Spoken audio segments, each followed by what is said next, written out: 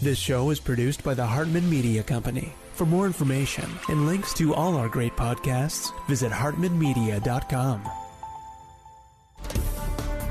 Welcome to the Holistic Survival Show with Jason Hartman. The economic storm brewing around the world is set to spill into all aspects of our lives. Are you prepared? Where are you going to turn for the critical life skills necessary to survive and prosper? The Holistic Survival Show is your family's insurance for a better life. Jason will teach you to think independently, to understand threats, and how to create the ultimate action plan. Sudden change or worst case scenario, you'll be ready. Welcome to Holistic Survival, your key resource for protecting the people, places, and profits you care about in uncertain times.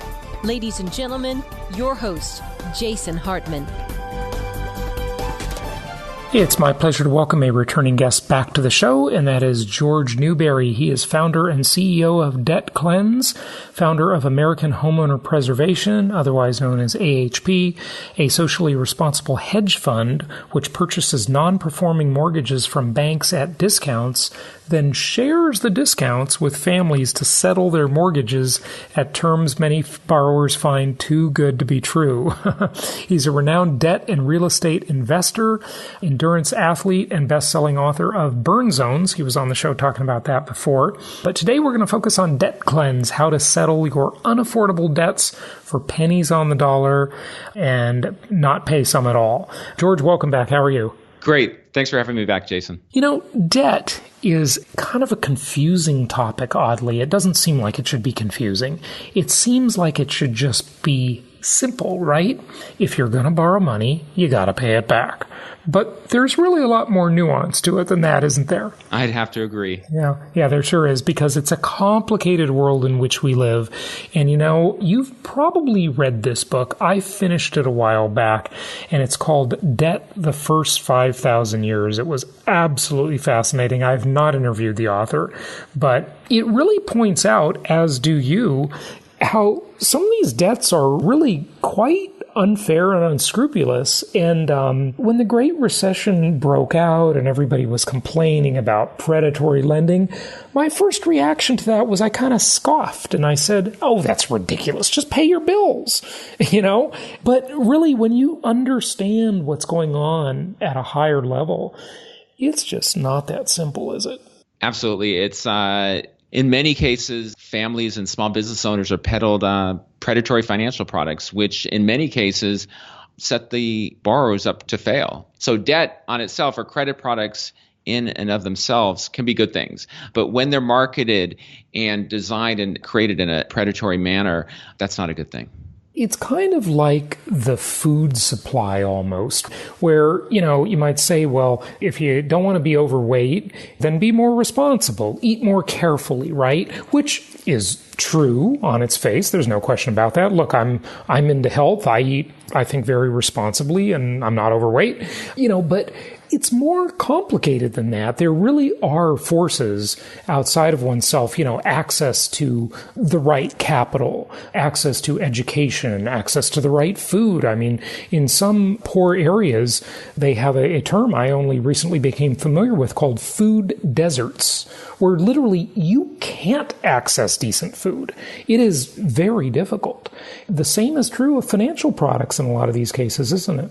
Absolutely. And some of those same neighborhoods that are food deserts are plagued with payday car loans. lots. Payday loans. Auto title loans. Yeah. Absolutely. And those check cashing services, those are concentrated in low to moderate income neighborhoods, which are the most vulnerable populations and those ones that are most exploited. Yeah, very interesting. Well, tell us about the Debt Cleanse thesis, if you will.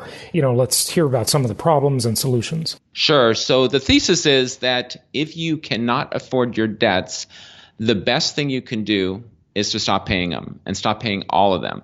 And in doing so, and setting that money aside, you can do a couple things. One, you can settle those debts as it becomes favorable to do so. And I'm talking about settling them in lump sum, discounted lump sum settlements.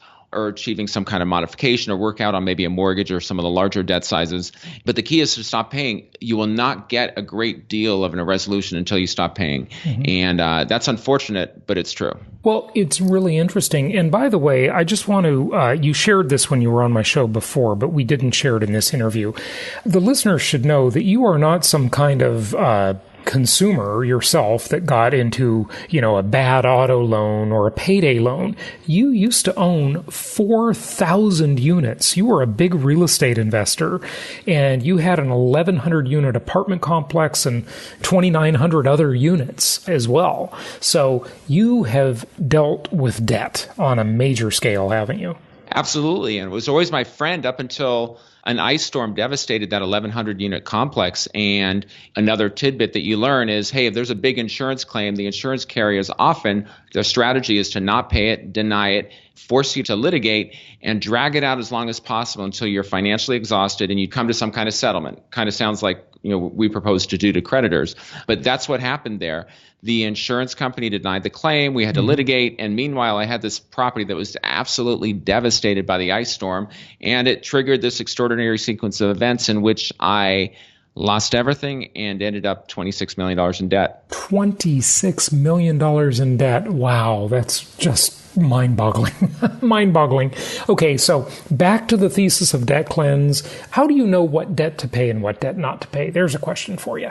I don't think it's a question of choosing between which to pay. It's a question of what your current financial situation enables you to pay. And certainly, if you can afford to pay all your debts, you should pay them. But if you can't pay them all, and you realize that, if you total what you're bringing in each month and total what's going out each month, make a realistic assessment. And today, don't say, hey, well, maybe next week I'm going to win the lottery, or I'm going to get discovered on Shark Tank or something like that. Say, no promotions, no nothing. This is what I'm dealing with today. Is it realistic that I'm going to be able to continue to make those payments? And if it is, you should pay. But if it isn't, it's better to proactively stop paying those debts than to continue to pay some. This is what I started out doing. I paid some, and then the next month I paid some, trying to keep everyone at bay. And in the end, I was just absolutely financially exhausted and at my weakest moment. And then financially, I collapsed. So $26 million in debt. You ultimately stopped paying. Now, did you follow the plan you're outlining?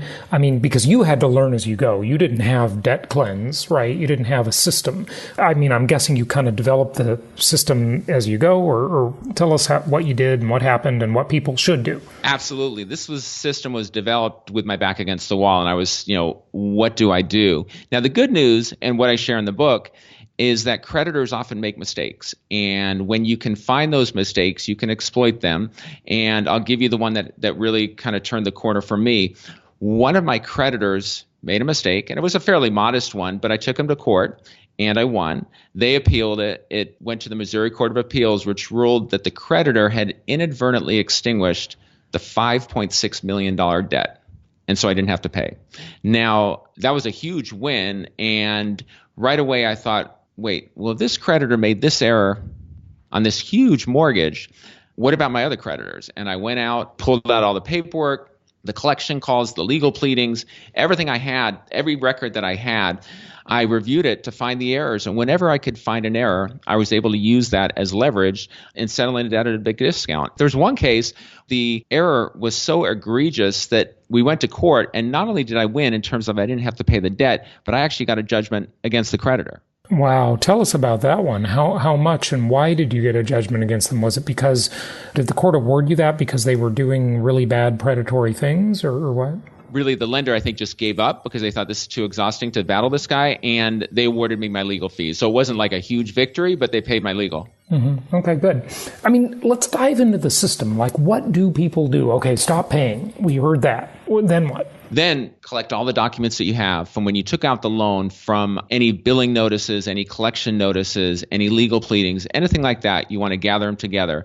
And we've created this website lately, so just recently launched last week, where people can upload all those documents to the website. When they get a call from a creditor, they can log the call. The goal is to aggregate all this data and documents so that when you do get into trouble or when you get into litigation, you and an attorney can review and try to find those errors like I found. Mm-hmm. Okay. And having it all in one place makes it a lot easier than having, hey, where's that document, attachment to an email or in a box or wherever it is. Okay, so what kinds of things are you looking for? I mean, okay, so gather your documents, be organized. I mean, what are you looking for in those documents? What kind of mistakes might a lender make, or, wrongdoings might you catch them on? Sure, all kinds of stuff. To be clear, these errors aren't by necessarily just small lenders and collection agencies. These errors can be made by the biggest banks in the country. For example, if you're in foreclosure, many a times who's ever foreclosing may not have all the assignments or the allonges which transfer the note. They may not have all those, and they may not have had those when they started the foreclosure. As a result, they may lack standing. And this happens all the time. But most of the times, the debtors don't contest the foreclosures, and the paperwork, it just goes through, even though it's missing.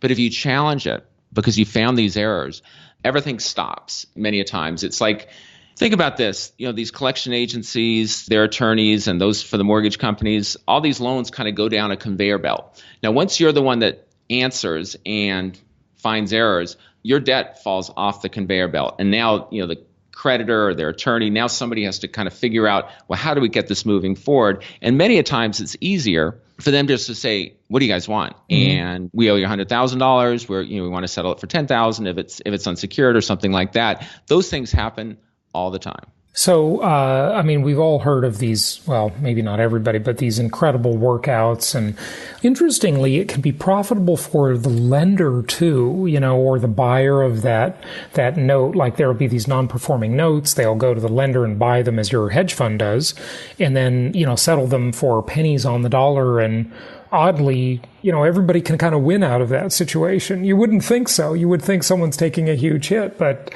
not always, right? Yeah, the hit's lots of times already been taken by the initial lender or some lender down the line, not the debt buyer that you're settling with. And the reality is the hit was really taken by the TARP program, the taxpayers, or a private mortgage insurance company, or some, it's such a web. It's so complicated. It's just not simple, is it?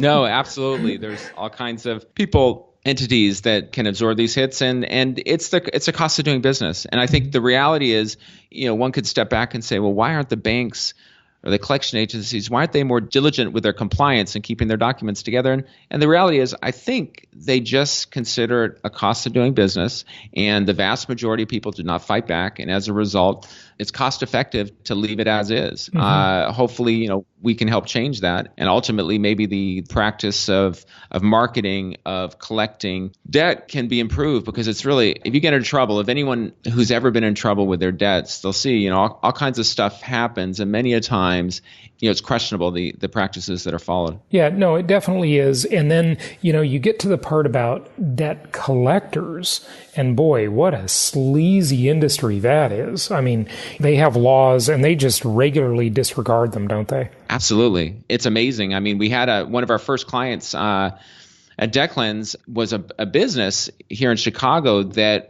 had fallen prey to these merchant cash advances, which, if you're not familiar with them, it's kind of like a payday loan to a business, mm-hmm. and they're horrific. The annual return on this was 80%. So this business, but it was disguised, and you look through the documents, it looked like they were paying 5%. Really, they were paying 80%. And we went to court. It was fraud. And the attorney that we connected the business with in New York, they ended up getting a temporary restraining order against the creditor. But it's something where they did everything. They added different companies' names to the litigation. The business had not signed some documents, and they were attesting to the fact that everything was signed. It's either just very sloppy, which is probably their fallback position as this gets uncovered, or it just clearly looks like fraud, and they think that they can do anything they want because most of these businesses are not fighting back. Yeah, wow. It's really something else. Share with our listeners some other tips, or, just anything they should know about this topic. I mean, it's a big topic, obviously. But, before you do that, I just want to say one more thing. There is a really interesting case, and I profiled it on my show many years ago, when I was talking about the topic of fractional reserve banking, otherwise known as fractional reserve lending. It's kind of all the same thing. I believe it was in the 60s where somebody was in foreclosure and they actually took it to court as the lender tried to foreclose on the property. And they said one of the points of the case was, look, prove to me that you really lent me this money. And that was meant in a much more esoteric way, because in order to lend the money, you have to actually have it first. And it's just an interesting thing about, we could get deep in the weeds on the way the Federal Reserve works and the monetary system works, but they couldn't prove it, because the money was literally created out of thin air. And when you talk about thinking that the lender is going to actually lose money on the deal, the way our system works is so insanely weird. And again, I've gone into this subject deep in the weeds on many prior episodes and interviewed many, many experts about it. But it really is just a fascinating, fascinating topic about how the whole system is built on debt. And the debt, you could really call it fake debt. Everybody talks about fake news. Well, the debt is fake. It's crazy. It is. It really is. Yeah. And it's funny. And it's not new. This has been going on for generations. You mentioned the the Federal Reserve, came about over 100 years ago, and there were other central banks before that. Absolutely. We go back to the Rothschild family and the way the whole system works around the world. The elite often find a way to ensnare or even enslave the majority of the population. And the way they do that is with debt. And actually, I remember the book, the 5,000 Year, the book that you mentioned at the outset. One of the things I actually used that a little bit as research when I was writing my book. They had mentioned that in ancient Rome, I believe, there was something called nexum, where you could pledge yourself as collateral for a debt. And, if you needed more collateral, you could pledge a son. And they were, it was just extraordinary. And one of the things that was discovered by the elite in Rome was that if you give people debt and the hope that they can eventually pay it off and reach a better place, a better life, then they're going to work harder than someone who's a slave who realizes that things are not going to get better or not going to improve. And I thought that was telling. It's unfortunate. If you look at it, you'll see that many countries, this is maybe even all, the system is really stacked against the majority of the population. We'll call it the 99%, even though I'd probably say it's more like the 90% or 88% or something like that. But the statistics are horrific. When I wrote the book, I included a statistic that 76% of Americans live paycheck to paycheck. That statistic has gotten worse, not better. Currently, it's 78% of Americans live paycheck to paycheck. So you see these widening wealth gaps, widening income gaps, and a lot of that is due to debt. Let's wrap up with sharing some actionable tips for people. Sure. Never feel that you don't have the same rights as a creditor. In all cases, debtors have the same rights as a creditor. Just because you borrowed the money doesn't mean that you have no defense. And I think that's a lot of people think, well, how can I fight it? I did get the money. I mean, I got my $26 million. It was in different loans and mortgages on properties, but I did borrow the money. I never contested that. So look for those. And then there'll be little issues like a missing notary seal, inconsistent dates, any of these things. Even I'll give you a real quick, in Georgia, there was recently a situation where Georgia changed their laws slightly, and I believe they required an additional witness on a mortgage. And one of the law firms that does a lot of preparation of loan documents didn't update their system. So hundreds or if not thousands of loans were generated that had this small error where they were missing a witness. And I know the lender recently filed title claims on over 500 of these loans because when people were running into trouble, some of them were going to court, getting these loans canceled and turned into unsecured debt. So these sound like extraordinary, but these things, there can be some extraordinary results for those that are struggling with their debts. Yeah, good stuff. Okay, give out your website, George. It's debtcleanse.com. Again, DEBT, cleanse, CLEANSE.com. Jorge Newbery, thanks for joining us. I appreciate it, Jason. Thank you so much for listening. Please be sure to subscribe so that you don't miss any episodes. Be sure to check out the show's specific website and our general website, hartmanmedia.com, for appropriate disclaimers and terms of service. Remember that guest opinions are their own, and if you require specific legal or tax advice or advice in any other specialized area, please consult an appropriate professional. And we also very much appreciate you reviewing the show. Please go to iTunes or Stitcher Radio or whatever platform you're using and write a review for the show. We would very much appreciate that. And be sure to make it official and subscribe so you do not miss any episodes. We look forward to seeing you on the next episode.